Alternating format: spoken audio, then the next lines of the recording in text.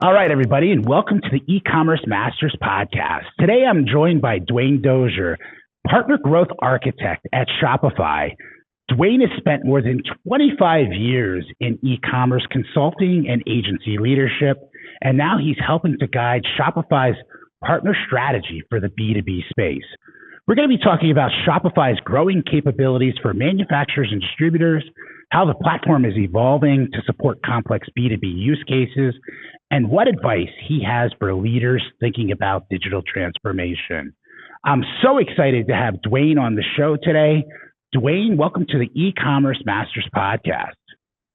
Oh, Ethan, thank you very much for that introduction. Happy to be here. Happy to share with Shopify. I mean, listen, we both of us have been around this block a long time. We've breathed a lot of the same air in that process, and you just have such a depth of experience. I was so excited to get you on the podcast today for all of our listeners to kind of hear about that. If you wouldn't mind kind of starting off, maybe take us on a little bit of an origin story of how you got started in the e-commerce industry and then made your way, all the way to Shopify. Yeah, I appreciate that. Thank you for the kind words. It kind of embarrassing me a little bit. But yeah, my origin story, I went to engineering school in the 90s at the University of Missouri-Rolla, which is now the Missouri Science and Tech. I have a degree in metallurgical engineering, and I started my career as a plant engineer for Dwyer Instruments, which I think is now part of Omega. Right after engineering school, I went back to night school and took Microsoft certifications. And a big part of my job as a very young and inexperienced plant engineer was to start to internet work the machine tools, bring CAD to more prominence in the factory floor, train the factory floor on just more use of digital rather than manual programming. But I saw in the late 90s and the early 2000s so much digitization happening in manufacturing, whether that was in steel plants that were rapidly reducing their workforces and moving to computer controls, whether it was CNC machining, really just the digitization of the factory floor in the late 90s and early 2000s.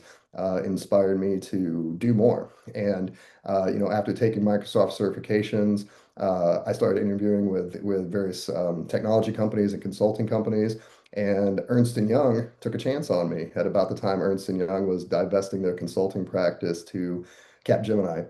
So I spent 7 years in the strategy practice of both Ernst& Young and Capgemini, learned so much about consulting and client service, and in the late 2000s went to work for a smaller B2B agency in Chicago, got off the road, and focused almost exclusively on digital solutions for manufacturers and distributors. In 2011, I was offered an opportunity to join Acuity Group. Acuity Group at the time was the largest independent commerce agency in the country. I think we were about Mhm. 600 people at the time I joined in 2011. In 2013, right roughly in 2012 or 2013, we had an initial public offering. And then in 2013, Accenture bought us, and they were one of the largest, that was the largest digital acquisition they'd done at the time. They since went on to acquire they went on to acquire other companies, but they really acquired Acuity Group for our capabilities in Adobe Experience Manager, which previously was DayCQ, Hybris, both before and after it was bought by SAP. Yep. And we became effectively the commerce implementation arm of Accenture Digital in 2013. Roughly 2015, I went to work for Insight Software, and Insight Software was really feature-rich platform that was at feature parity against SAP Hybris in the 2013, kind of 2013, 2016 time period.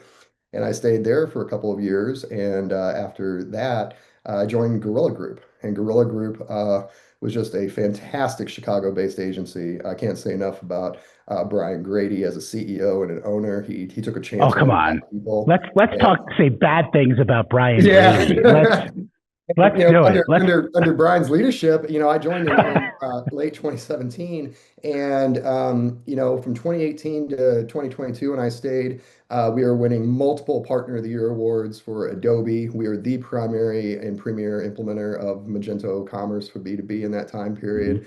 We also won an SAP Pinnacle Award, which is just very rare air for a services partner, especially, us at a few hundred people compared to the GSIs at tens of thousands Yep. of people. We were just, I think, really setting the standard for what commerce implementations looked like in that 5-year time period. In 2018, we were bought by Wunderman Thompson, which was part of WPP. I served on the transition team for that, and really just kept evangelizing what commerce could be for a large ad-driven business. I left in 2022, took a bit of a career sabbatical, and joined Shopify in late 2023 in a role that serves both our enterprise tech partners, but also our GSIs and global agencies. I have my hands on a lot of things here at Shopify, including advisory on some of our biggest tech partners like Google, Oracle, Hmm. Manhattan, but also serving directly our largest GSIs like Accenture, Deloitte, EY, and also recruiting the next generation of B2B agencies to a fantastic place that is Shopify. That's awesome. That's awesome. And I joke about Grady. I love Grady.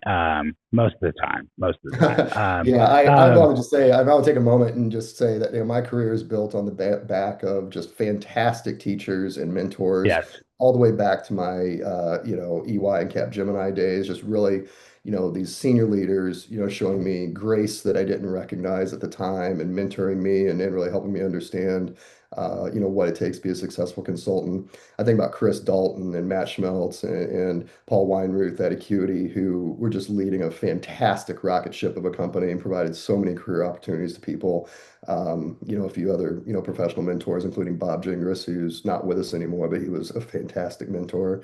And then Brian Grady, the personality, the fiery personality he is. He's Dr. Intensity, and he led me down that road and really showed us, showed a lot of people what a fiery spirit could produce. So. Well, I mean, if you think about just the Acuity coaching tree, kind of thinking about in NFL coaching terms, the amount of people that have splintered off that and have gone on to, thrive throughout the industry is pretty fantastic. And that was a very exciting time to be in the business, like as that was kind of emerging and transforming. And I think one of the things it's like, we're seeing manufacturing and distribution go through a similar, transition right now with all of the industry 4.0 kind of AI, IoT devices. And I'm a big believer that e-commerce is kind of the tip of the spear, for that industry 4.0 of that fourth industrial revolution. If you're not taking advantage of e-commerce as a manufacturer and distributor, like you're not gonna, all the other things, like what does it even mean if you're not enabling your sales force to go bigger and drive more revenue? So Yeah, I would um agree with that. Let me react to that for a second. I sometimes hear that e-commerce is commoditized, and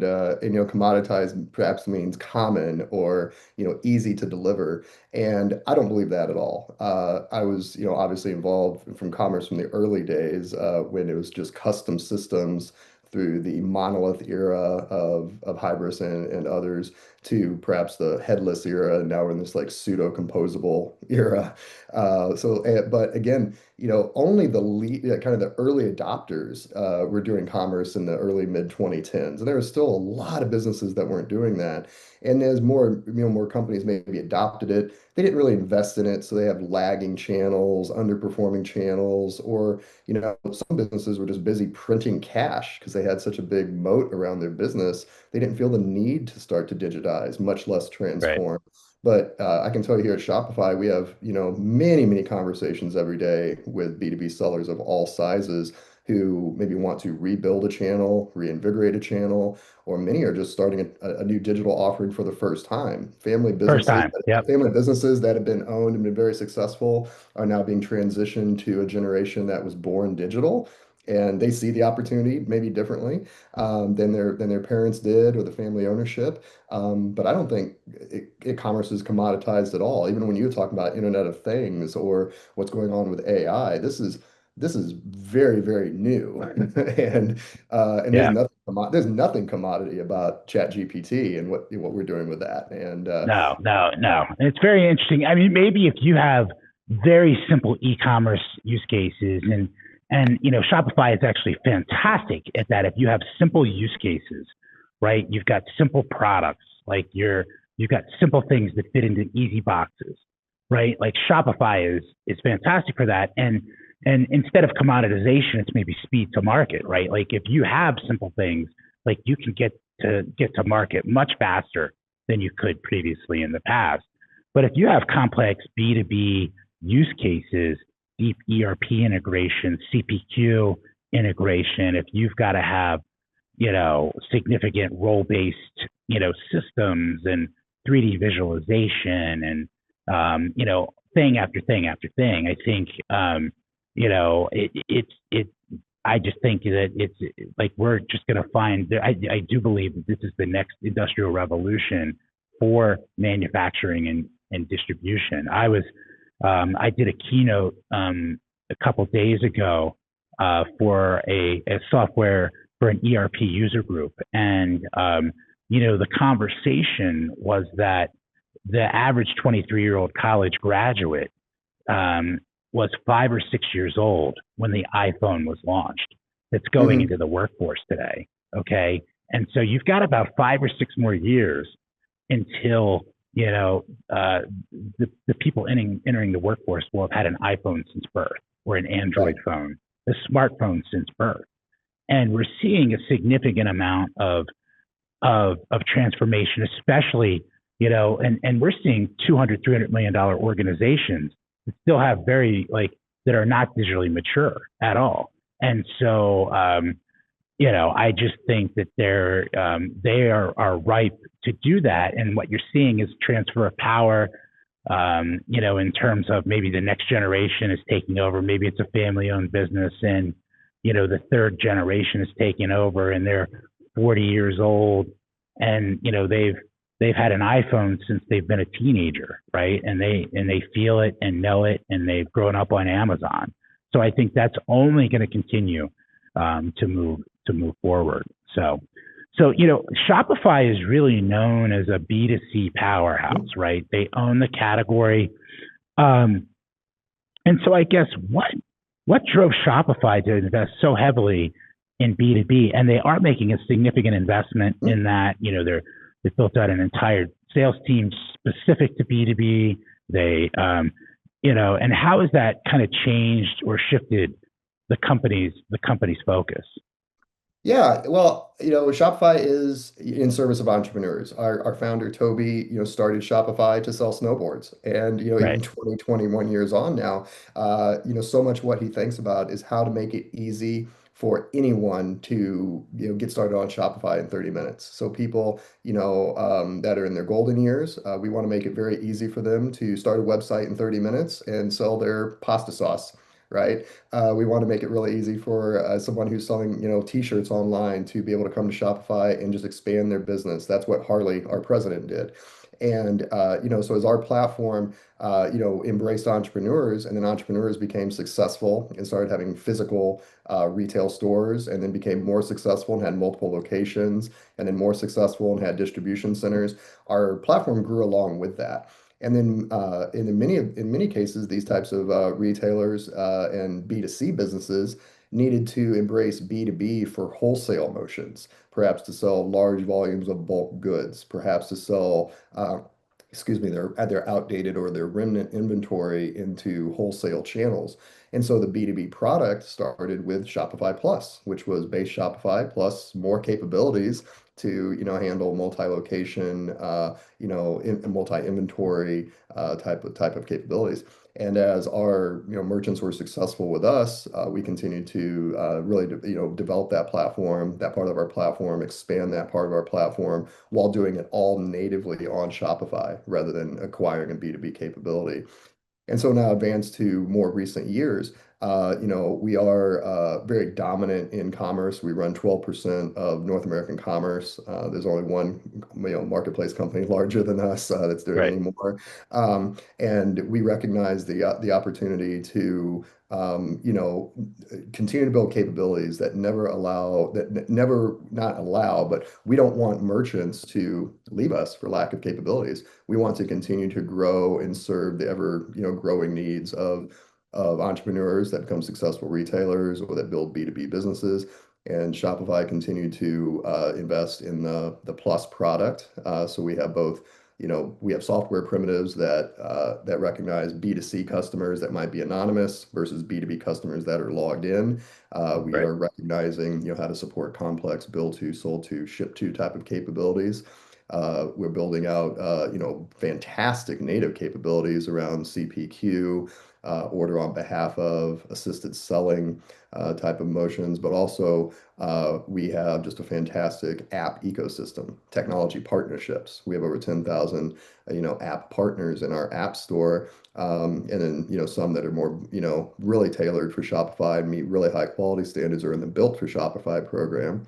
And we continue to build out, just fantastic partnerships with CPQ companies like Logic, which is now ServiceNow, right? Mhm. Or with, leading B2B search capabilities like Coveo.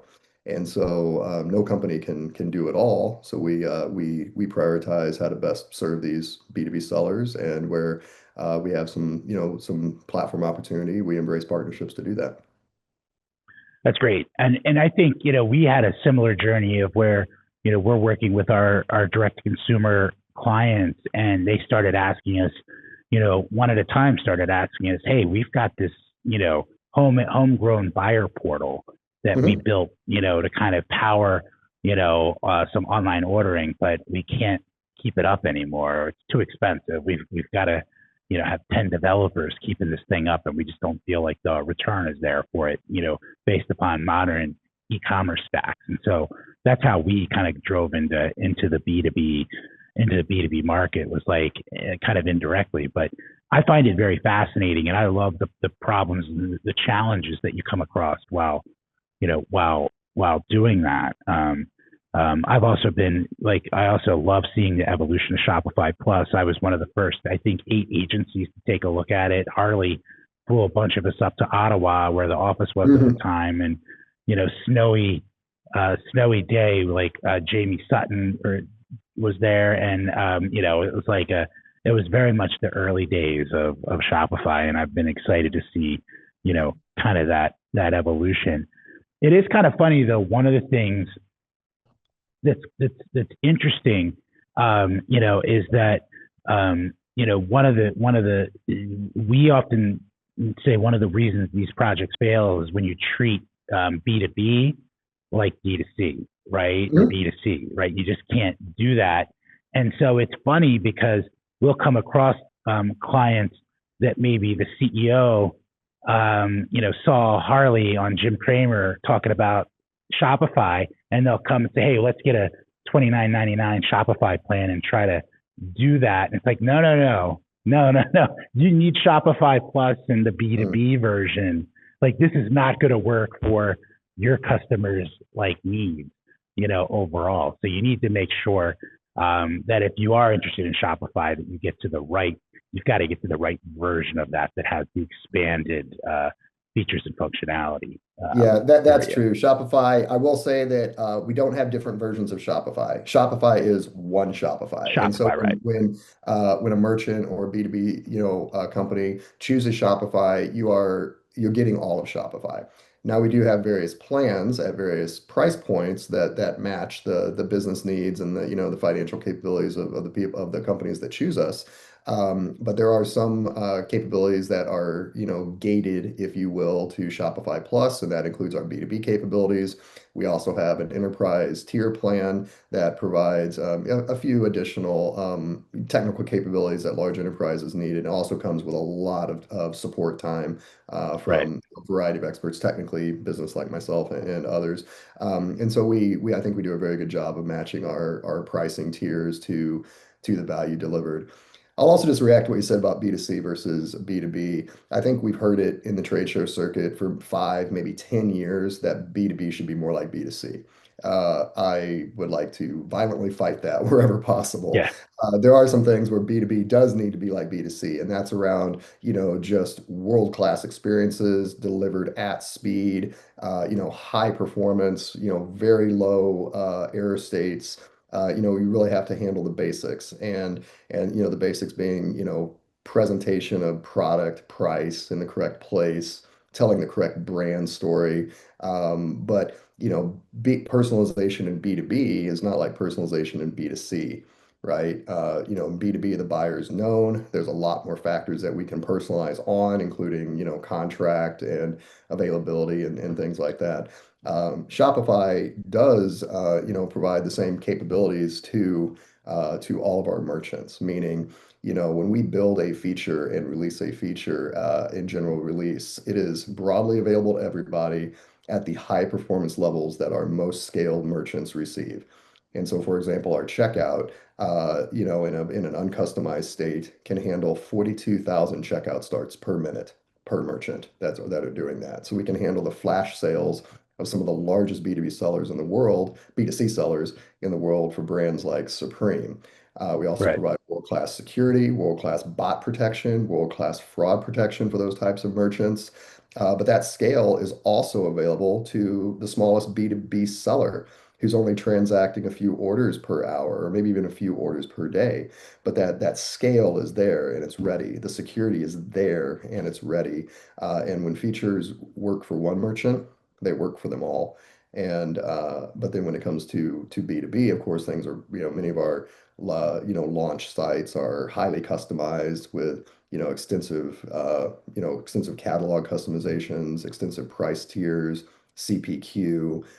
Headless is pretty common in B2B to be able to deliver, brand experiences off Shopify and in the checkout and purchasing experiences on Shopify. So no, B2C does not need to be like B2B. Long story No, long. no, and that is a huge kind of misconception, and it's interesting. It's something that we talk about ad nauseum, like because there's a lot to learn from Amazon, right? Mhm. For someone who's not digitally mature or not in the e-commerce industry, right? There's a lot you can learn by starting to look at what Amazon is doing, right? But B2B is not about being Amazon. Yeah, and quite honestly, these companies, they can't be Amazon, right? Because Amazon has more innovation in 1 hour than many of these companies, manufacturers and distributors have in 5 years, right? Sure. And quite frankly, B2B e-commerce isn't about being like B2C, but it is about being informative to your customers, providing all the information about your products and specs and about creating visibility. Is it available? Like how long does it take to ship? Where is it shipping from? Like which warehouse does it has availability? And then allowing your customers to do business with you whenever they want to do it. And I think that that's the big part of e-commerce that they can lean on. If you have if you're selling products and somebody remembers it at 10 o'clock at night that they needed to buy that, being able to log in and just do it versus call in the next day and talk to a salesperson is going to significantly, is going to help grow your revenue and create stickiness, for your customers, overall. So, Yeah. we could I talk. would, I I would feel like agree with we could that. talk. Yeah, I would agree that Yeah, there's a lot to be learned from Amazon, from Yi Howden in China, wherever the marketplace models are. There's a lot to be learned, primarily around product availability, findability, price. But it can also oftentimes be a race to the bottom on price, right? You can become, very you're selling on price primarily, perhaps on inventory a bit. But you're offering up the value proposition that many manufacturers and distributors have, which is deep industry knowledge, deep understanding of their buyer, deep understanding of the trends in the industry. I've never seen Amazon consult on upcoming regulatory changes, but I see that all the time in B2B manufacturers and distributors. absolutely. Right. I see, the value in B2B when a longtime buyer walks into the physical branch location and knows the person behind the desk and has known them for 20 years, and that person behind the desk understands the history of that buyer's business and maybe even understands a bit about their personal situation. And they can make some really informed choices about what products to recommend, or perhaps I extend this buyer a little bit more credit because I understand like his personal situation is a little challenged, maybe he has a healthcare challenge or something's going on in his family, but he's been a good buyer for me for 20 years, and giving him an extra $5,000 credit that he's going to pay off in a week. That's the kind of proposition that these B2B sellers can provide in the branch location. I think a lot of that can be extended digitally too, right? Like there's so many more ways now to integrate the knowledge systems inside of B2B, manufacturers and distributors, fitment or customer service, the ability to connect your inside sales desk and what the quoting activity or the trouble ticket activity to what's going on in commerce and make relevant offers regarding parts for your preventive maintenance program or make relevant offers around job sites. And I even see, some manufacturers and distributors starting to really take in public intelligence around building permits or some things that are happening in their city and then make proactive offers that, we'd love to Right. come do a site safety analysis. And I was like, why would I do a site safety analysis? I'm not selling product because I'm about to sell a whole bunch of new ladders and hammers and earplugs and piping Yep. runs Yep. and whatever. Yep. And then, of course, there's some of the larger, plumbing and construction distributors are better positioned to do this. But Right. again, the smaller sellers again have so many value propositions that they can win with, and they can present those value propositions digitally, and many times, lead to a transaction that is a lower cost of sale, potentially a lower cost of service later because there's higher confidence that the part's correct. These sorts of things are things that I think about a lot and have conversations on every day. Yeah, I think I mean I get in different rooms talking about B2B. I'm a part of Klaviyo's partner advisory board and was involved in their recent partner day, part of the KBOS summit that they had, and it was, hey, like we're using Klaviyo in B2B scenarios. I know that it's much more direct to consumer focused and it's not a one to one, but there's a large opportunity due to the integration and the data points and all the data that they're able to collect to be able to leverage that on top of platforms like Shopify to be able Mhm. to do things. And it's funny, I still get pushback. Oh, people don't abandon carts on our site, and I'm like, that's bullshit. That people abandon B2B carts every day. Now you don't want to start emailing them the hour after because it might take them all day to build, a $10,000 cart, and go through the process. But those are areas where you can kind of say, hey, how do I adapt this from B2C over to B2B and make that work Yeah, for I'll you. take a second to talk about Klaviyo. Klaviyo is a fantastic partner to Shopify. We invested in Klaviyo very early on before their IPO. We continue to support them. They are just a fantastic, fantastic enterprise partner for us. And while some might think that Klaviyo is B2C, and they recently announced a B2C CRM, Yep. they have so many B2B capabilities. And I think about beyond just the cart abandonment emails. What about if a manufacturer or distributor could, just have a continuous drip feed of meaningful content that recognizes the buyer's relationship to the seller?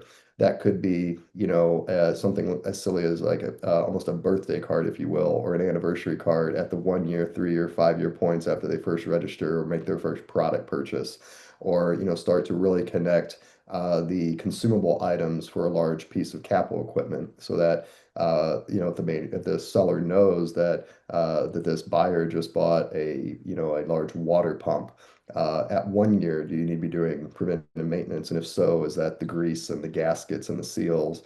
And at year two, is it the belts? Or year five, is it the fasteners? And oh, by the way, you need a torque wrench to make sure that this is bolted to the floor the right way. Again, B2C a lot of times does well at this and recognizes the loyalty and kind of the timeline. But I think B2B sellers have this real opportunity to recognize the lifetime journey that buyers are on with a seller. And then not only the journey through the equipment history and how it might wear and need to be replaced, but the journey of the buyer itself from perhaps, a project foreman to a procurement middle manager to a procurement officer, potentially to a C-suite role that is in, incredible position to select partners and select spend. And partners like Klaviyo are just in a fantastic position to use the data they've collected to inform that, but they also have world-class capabilities in terms of messaging. And I think this is where I say that, Klaviyo is an example of a partner who's built a first-party integration to Shopify, meaning we've co-built it together. And so the app integration is available from our app store. It can Yep. be installed in just a few clicks in a few minutes. And so if B2B sellers wanted to get going with an email program, it's on the order of minutes or hours, not months and years. And having operated in the competitive ecosystems, Marketo, Salesforce Marketing Cloud, among others, it's Klaviyo and Shopify are highly differentiated in that way. Yeah. Yeah. I mean, I love it. And I think, one of the things is that people put so much focus into actually launching a buyer portal that they kind of run out of gas at the end, or they Mhm. run out of budget, or that, it's like building a custom home, planning a wedding. Everybody's just worn out, at the end. But you've got to figure out how to activate it. And those tools, like, are so fascinating, using, KDP, like, to be able to predictively see what products are people buying in what order. And if one of your customers has bought this product, and we know, many customers buy this product after it next, like, proactively recommending that, in a drip, or connecting for their order anniversary, or, even having a simple video of the CEO of the company saying thank you for, hey, you've reached the 12-month mark of transactions through our online system. Like, there's so many opportunities to create sales touch points, that allow your salespeople then to, like, do what they do best, is actually sell, like, to leverage these tools and this data effectively. Yeah. Yeah, So Ethan, we're starting to get into it right here. I'm gonna, share a few things here. In the past, well, one, I want to react to what you said about organizations run out of gas. When I was leading the strategy practice at Gorilla, and I was spending every day creating roadmaps, business cases, capital asks, believable practical plans that a C-suite could get behind and that Gorilla or other partners could implement. I almost always included a bit of time to just rest and pause and reflect after the implementation is done. That's both to give time for the organizational fatigue to go away, but also to just pause and see what we learned here, and then apply that to phase two. And then, 6 months or a year later, take another organizational pause and just really understand that organizational fatigue is real, and that needs to be addressed. That's a part of the transformation companies go on, is better recognizing that it's a people-driven transformation, not a technology-driven transformation. And so, as an early preview, something I would suggest manufacturers and distributors do is when you create these roadmaps for change, build in some time for rest, reflection, renewal, resetting the motion to something else, and don't assume that the plan that you created in year zero is going to be effective at 18 months or yeah. 3 years. And it takes no more than looking at our economic conditions in the United States recently around tariffs or regulatory changes to understand that things can radically change as a result of societal change, political change, financial change. So I What would kind I of pause, would like, do you recommend for that, for a company thinking about going through digital transformation? Like, is it a month? Is it a few weeks? Is it, how do you look at that? And first, I do want to back up and say you should have a launch plan to activate your customers with this and absolutely. educate them and get them going and get some momentum going before you actually pause. And Yeah, and and I think companies need to get clear on what transformation means to them. Are we just transforming the way we interact with customers or present our value propositions or transact? That's kind of one type of transformation. Perhaps there's a sales transformation, which could be all encompassing around technology and organization and offers. Perhaps it's like quote to cash or lead to cash. But I think one thing that companies should think about is that an effective chief transformation officer will be out of a job in 3 years. And if they haven't gone through your transformation, let's call it in 3 to 4 years, and you still have the same transformation team transforming, you're probably doing it wrong, right? In my view. And that's not to say that leader can't do other things in the company, but if you're taking, many, many years to transform your business, are you truly transforming, or is it something less than that, right? I yep. think I think transformations oftentimes need to be bold. They need to be, radically different. They need to be radically well funded. Otherwise, it's more of a evolution, right? I think sometimes when you think about revolution, which can happen very quickly in governments or in people, that's really what we're looking for transformations. We're looking for rapid change on the order of, low single digit years, not this ongoing thing that's always happening. So I think it should be pretty short. It should be pretty constrained. It should be pretty focused. Scope creep is a huge barrier to transformation Huge, success. huge. Side quests can be a huge barrier to this. Toby has talked about side quests publicly over recent years. And so, real focus on what you're transforming and why and what does success look like at various stages of maturity matters. And if you're not hitting those measures of success, take a pause and understand, did we have the wrong measures identified? Or are we giving it the wrong effort? Do we have the wrong technology? Do we have the wrong people? Type of things. Yeah, also, I just That's want to come great. back say something else that, Ethan, you shared a bit about, understanding buyer behavior and like what to do about it. I grew up in an era where, analytics programs, programs overall, not the software, were often underfunded. They're kind of the last thing you did, after Yeah, user experience testing. You had to, implement base analytics with Google Analytics. Maybe you had, a different product. And then, of course, you had to, generate the reports and people had to use them. They had to know where to go look. We're in a different era now at Shopify, and we have AI products that allow anybody with the access to just ask things conversationally. And we produce, amazing insights of what's happened and also great recommendations about what to do about it. So a B2B seller, rather than going to a specific, pre-configured dashboard and, only getting a little bit of information, you can just use natural language to say, what products are, selling quicker than normal, and there'll be a report like that, right? Or, where's my site traffic, declined unexpectedly, and there'll be an instant report for that. Or, what product should I present differently? And we have answers for that in natural language, in multiple languages. And so it's just radically different that, even a C-suite executive, very, very far distanced from the site experience could log into Shopify and use natural language and ask almost any question and get an answer. And that's pretty wild. Or, wild.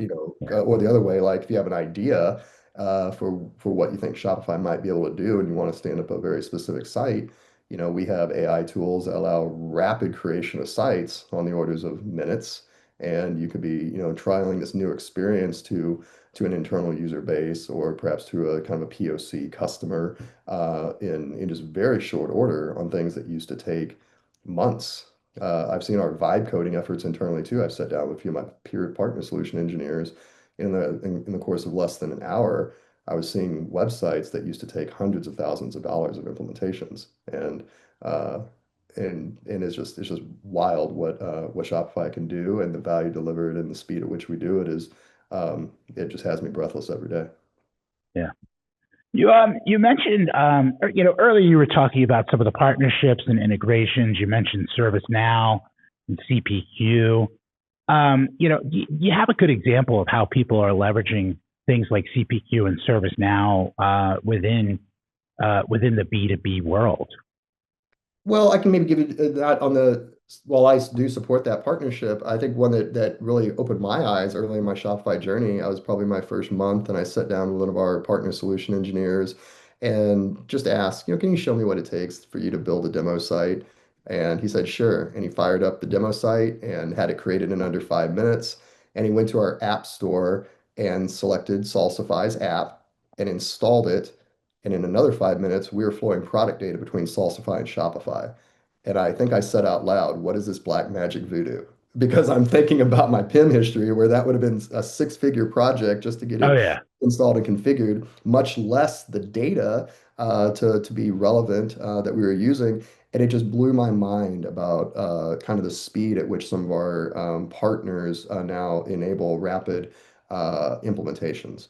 right? I think about some of the things, then back to your question about CPQ, we of course have great CPQ partner in Logic, which is now ServiceNow, but I also see some agencies just building really compelling CPQ solutions on Shopify.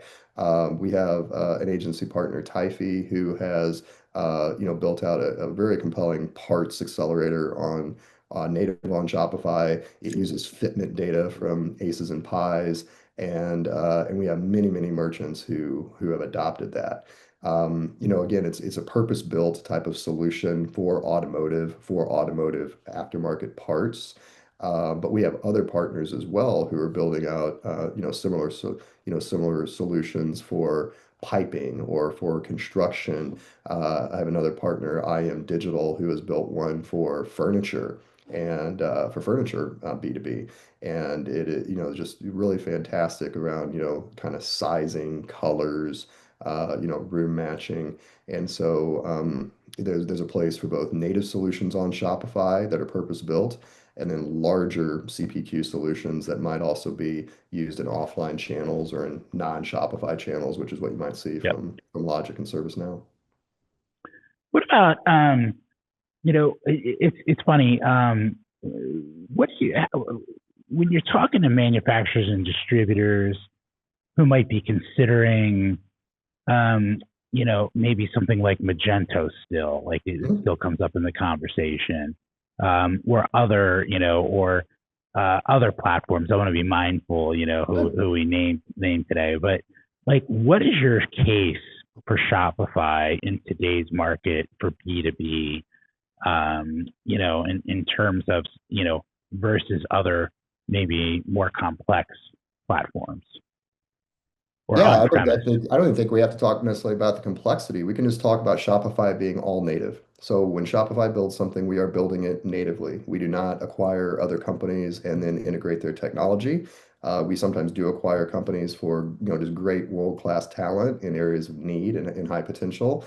But Shopify builds Shopify, which is different than the course that perhaps a Salesforce took by buying Cloud Craze for B2B and then trying to integrate that, or what Adobe took by acquiring a Magento, which is built on PHP, and then trying to integrate it to their Java-based stack, which still hasn't happened, right?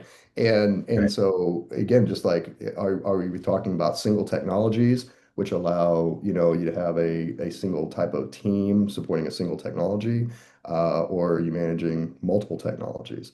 I think about some of our competitors in the composable space, and they're very formidable and they have, very good capabilities. And I would never want to cast any sort of fear, uncertainty, and doubt on anybody. But again, are we piecing things together, purposefully or perhaps less than purposefully, or are we trying to do everything natively? And I think the native pieces of this lead to conversations about lower total cost of ownership Yep. of whether it be at the license of the software, whether it be at the integration layers, whether it be in the organization that you're using to maintain it, whether that's internal or with a service partner. And then it gets to, matters of extensibility, and can we, customize the platform or extend the native capabilities of the platform in ways that are highly maintainable, right? And then again, to keep pulling the thread, with Shopify, I see a lot of conversation. I hear a lot of conversations. I'm in a lot of conversations with very senior leaders of B2B organizations, and they're tired of the, patching game, the managed Right. services game, Oh the my. upgrade game. And like sometimes upgrades are actually full replatforms, right? And with Shopify, I'm in the conversations all the time where prospects or active merchants are talking about Shopify as the last replatform, right? Because we are truly multi-tenant SaaS. We continue to build product capabilities natively in the platform, and there's no such thing as a point upgrade or a patch or a full system upgrade. Yeah. That's just not what we've been, and it's not where we're at. It's crazy. I mean, and quite frankly, that's why we divested of our Magento practice, back in 2019. I was just sick of the patching and the upgrade and just the reactive nonsense that went along with that. And so, it definitely, has a huge amount of technical debt and just kind of almost wasted cycles of just like doing work that nobody wants to do. No engineer developer wants to do do that kind of work day after day after day. So, Yeah, it's, I like to share an anecdote with that. When Carrier, I've heard Carrier's leaders talk about this over the last couple of years about why they selected Shopify, and they had other competitors in play as they were trying to choose the commerce platform, and ultimately they chose Shopify. And one of the reasons that they chose it is they had to make a strategic bet. Do we hire a team of 100 developers with varied skill sets, and then replace 20% of them a year for natural turnover, and do this year in and year out, and then maintain our own roadmap and maintain all the things that kind of that have to be maintained other than the software itself, which still needs to be maintained in the integrations? Or do we bet on Shopify's 4,000 developers to do this? Right? And so the bet was kind of easy. Like, is there still a lot of financial considerations? But really the key question is, do we have the capability to identify, develop and retain our people, or are we going to make a bet on Shopify's 4,000 world-class developers and world-class infrastructure? And when it yeah. comes down to that, without the price tag actually being applied, the decision looks very, very easy. So how does Shopify think about the role of partners, right? Agencies Mhm. like Groove Commerce, like us, in helping mid-market manufacturers and distributors be successful on the platform? Yeah, well, I kind of come from the 25 years in the service environment. I see the role of partner for a lot of things. It's the early stage advisory of, what should we do? Not even around commerce, but like, what's the role of a channel? Like, what does our organization look like? What's our digital strategy? What's our overall business strategy? And, partners can provide some of that third-party objective view about what's happening in the marketplace, in the industry, but also in tangential or complementary industries. And then I think helping merchants and B2B sellers make a good choice of what are the technology investments. And then, of course, the implementation and the launch is huge.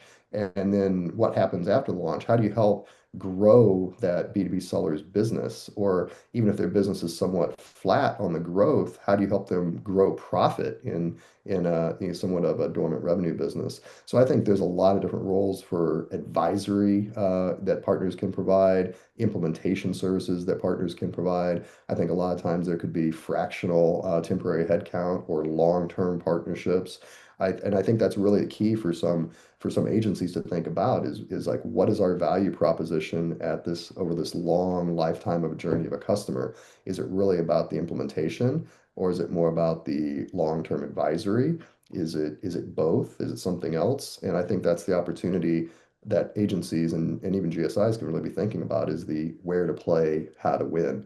And the where to play is things like, what region are we playing in? What tech stack? What industry? The how to win could be with our talent. It could be with our geographic coverage. It could be with our economic models around, time and materials or flat fees or fees at risk or revenue share or profit share.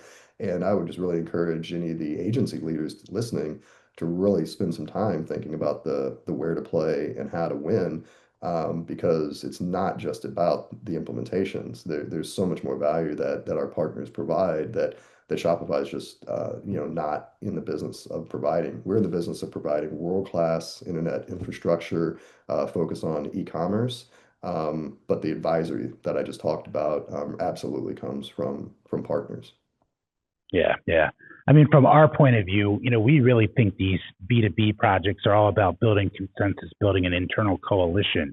You've got to have buy-in, right? You've got to have That's right. buy-in from the sales team, because they're kind of scared as shit in this about, hey, you're trying to get rid of me, or you're not going to pay me commission on this. You've got to have buy-in from the marketing team, and buy-in that they can add e-commerce specific expertise like into their stack, into their group.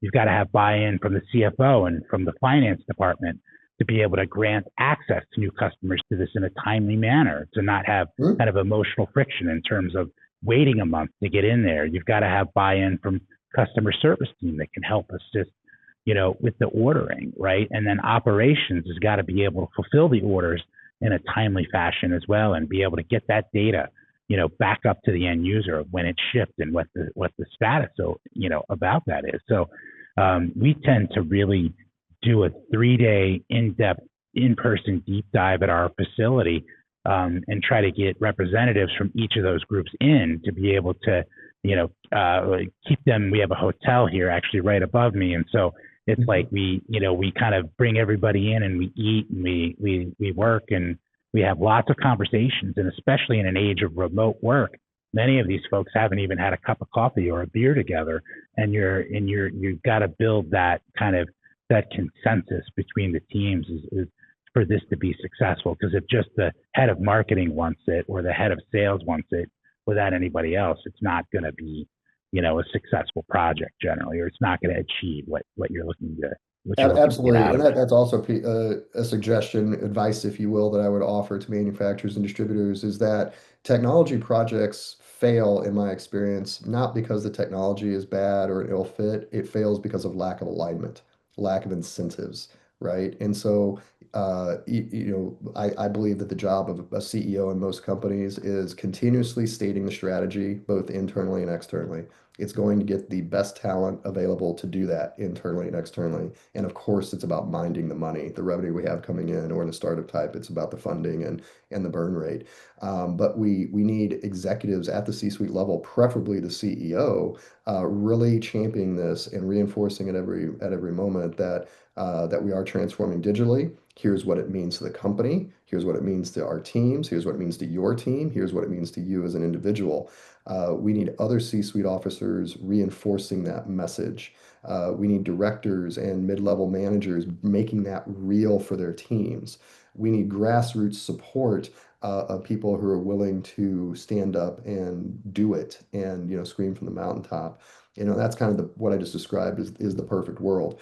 But it could also operate the other way, where perhaps there's somebody with an entrepreneurial idea in a company who really wants to plant their flag and say, I'm going to do this, I'm going to do a POC with my customer, and Yep. then drive that to success and earn the right to go ask for more and take it back up the chain. And because it's a very different story, for someone, perhaps at the grassroots of the organization to go to the CEO and say, I think we need to do e-commerce, pause, versus I think we need to do e-commerce and I have 5 customers already doing it and here we are. And it's so that coalition building and the allies that company, the allies that form up inside companies are a big part of the transformation success. So I would encourage manufacturers and distributors to really be thoughtful about, do we have the people to do this? Are we seeing the entrepreneurial, high energy attitudes, or do we have, the classic Debbie Downers that say, oh, that can't Yeah. work here? Yep. Like, you need the Yep. transformative spirit and transformative agency partners that can do that, you know?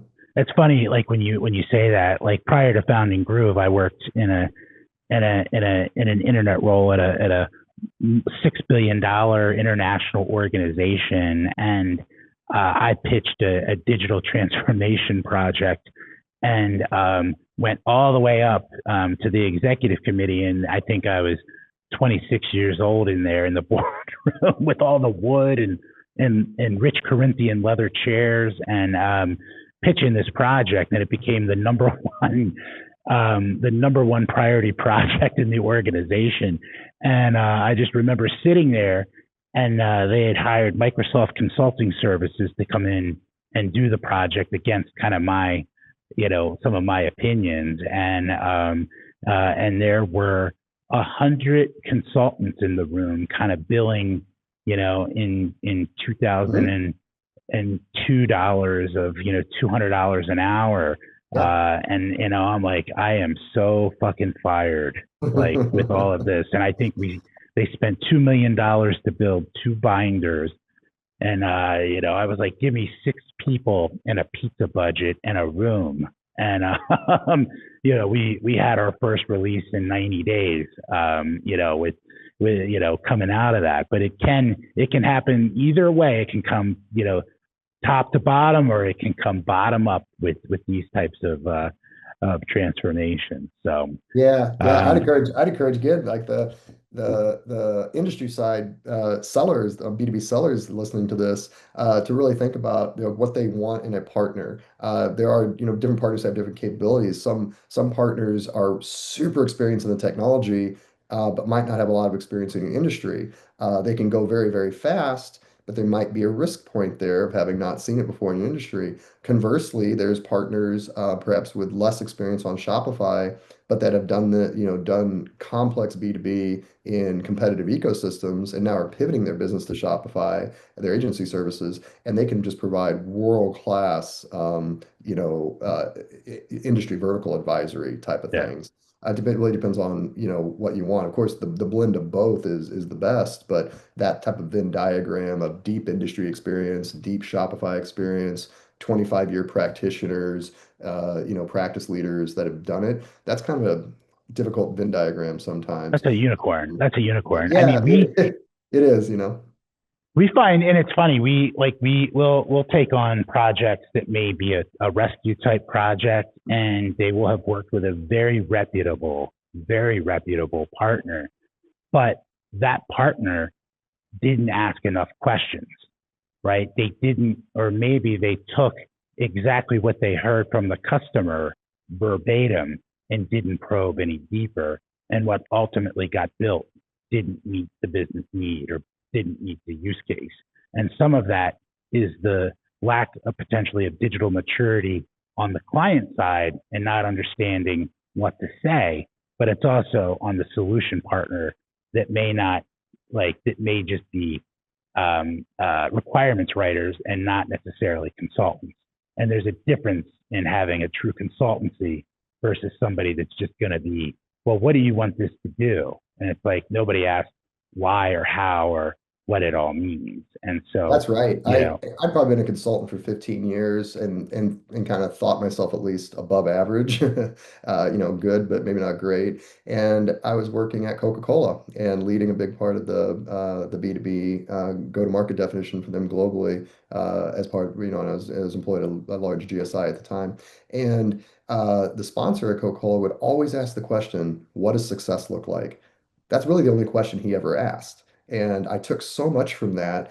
And then as I moved forward, both at Acuity, later at Gorilla Group, I kind of became known for that question too. And it was always shocking to me how many large manufacturers and distributors would say, no one's ever asked me that question before, but you ask it in every meeting. And I think that's just one of the key things where people can find success is to stop and ask, what does success look like for our company, for this e-commerce program, for this technology, for my team, for myself?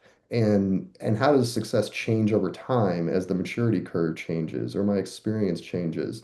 So if nothing else, if anyone remembers in this podcast, is just ask yourself, ask your teams, ask your partners, what does success look like?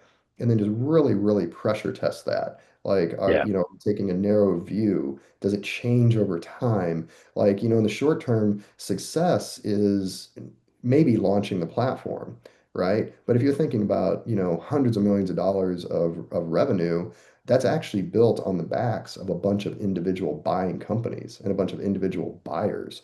And so that what does success look like? Start the question then leads to questions around like what jobs need to be done and what does success look like in that job? And if we're successful, what do we need to be successful with next? And if we're not successful, like what gets us back to success? So just this like virtuous flywheel of what does success look like and why and when is just a rich, rich area for consultants. It's a rich area for companies. And it kind of flips the script on what consultants are known for, which is answers of it depends. Well, of course it yeah, depends. Like, I love it. let's back up the street a little bit and let's just start asking questions about what does success look like. And then that builds understand on the agency side, that builds understanding, it builds empathy for your customers. And and if you can get into these workshops you're talking about, of course the C-suite and the senior executives are going to dominate that. But really good consultants watch who's not answering and they set up the conditions in such a way that the 30-year employee who's been silent for the entire time can let it all out. And like Yep. when they let it all out, and they take that chance, maybe for the first time in their career, and they say, well, success actually looks like X differently than Y that the C-suite said, that's where the friction happens, that's where the tension happens. But boy, that's where the transformation happens, is when the rank and file, if you will, the Let it branch out. manager who's been there for 30 years says, this is all good, but so and so, the number one customer of the company, actually wants X. And then if the CEO is smart, he'll say, well, how do you know that? And create that safe condition. And then that 30-year branch employee, talks about the deep relationship. And right there is the path. It just Oh cuts, it yeah. just cuts Yeah. through all the consulting. It cuts through all the kind of the hand waving and gets right to it. We ask a similar question of like to close your eyes. Let's take some deep breaths. Like, I became Mhm. very spiritual and started doing yoga and grew a man bun during COVID, right? So, it's like let's take some deep breaths and like close our eyes and let's kind of visualize and what do we want this to look like in 3 years? How do we want it to feel, right? How do Mhm. we want people to feel about this? And what do we want our customers to feel about this? And so, we recently had a 25-year employee just let it all out, for about 90 minutes. And it was fascinating. Everyone in the room was like vigorously taking notes, and their coworkers had no idea. And it was just like they were the front line to so many customer interactions, and they had so many frustrations of disconnected things and manual work, and it was just like, and how that has badly affected the most important customers. And so yeah, I really appreciate that point of view of like, you've got to, what does this look like, what is success? I really appreciate that comment. So Happy to do it. uh, well, Dwayne, I really have loved having you on the podcast. I mean, I feel like we could talk for 8 hours and like go through the history of e-commerce. But I always like to close with a question. And so for those manufacturers and distributors who are just starting to maybe explore digital transformation and think about B2B e-commerce, what's one piece of advice that you would give them as they're embarking on that journey? Yeah, one that I've been giving or offering to people over the last couple of years is that there's a lot of lessons to be learned from the early days of e-commerce. The early days, let's call it 10 plus years ago, when manufacturers and distributors would stand up a site that was one size fits all. They would try to get all of their SKUs onto this site, even if they've never sold them, and everything, unless they could have, be able to sell the C and D SKUs on the site that they've never sold before, even in a branch. And if they couldn't have every capability that is available in the ERP or in any homegrown system, they couldn't launch the site. Please consider not doing that. Oh What I yeah. would suggest that manufacturers and distributors should do is pick off, if they have a million SKU catalog, why don't you pick off your 5,000 most profitable SKUs and sell that to your five most profitable customers who will never ever leave you. And if you actually open up a POC program to them where you're asking them for brutal feedback daily or weekly, they will give it to you. And at the end of that POC period, you will have customers who engage with you almost daily, giving you just brutal feedback and high levels of praise as well if you get it right. They're not at any sort of risk of churn, and you're going to learn a lot through that POC period. And the POC doesn't have to be a year; it could be 90 days, right? And in that POC, provide the white glove service that you would want. Have office hours available. Go on site and give some of your best, most loyal, most discerning, most skeptical buyers, the white glove service about the, hey, we're transforming commerce. We want you to provide feedback and help us design this, and then really, really act on that.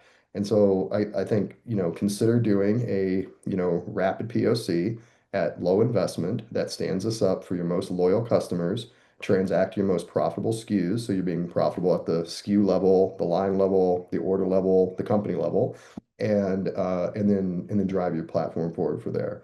Don't think about this as a 1 year implementation. Think about this as a 6 to 12 week implementation with a limited customer set, and pick the customers wisely that are champing at the bit to provide this type of feedback, use these type of digital services, and then have humility to accept the most brutal feedback. Have the empathy that they've been under pain and wanted this for a long time, And then when you're successful, and the likelihood of being successful in what I'm just talking about is way higher than a long time Yeah. implementation. Celebrate that internally, celebrate that with a customer. The day you transact your first digital order, celebrate that widely. The day the day that you hit a certain revenue goal with a customer or a cohort, celebrate that wildly. And don't just take it as business as usual. And everything I'm describing there to you right there is actually my own journey in e-commerce, the days of being in these war rooms, the day that, a well-known 150-year-old paint company sold their first can of paint online, that was still a high watermark in my career, and Yeah. it's more than 5 years ago. And but I'm looking for those moments all the time. Shopify is looking for those moments all the time to help the entrepreneurs in these small companies do what I just described, or these entrepreneurs in large companies do what I describe and unlock, the value of e-commerce. People can build their careers on commerce. I think they can build their careers on Shopify. I'm doing that right now, but our merchants can do that too. And I'd say, just get after it in a humble, empathetic, collaborative way, and learn from the mistakes of the past. Fantastic.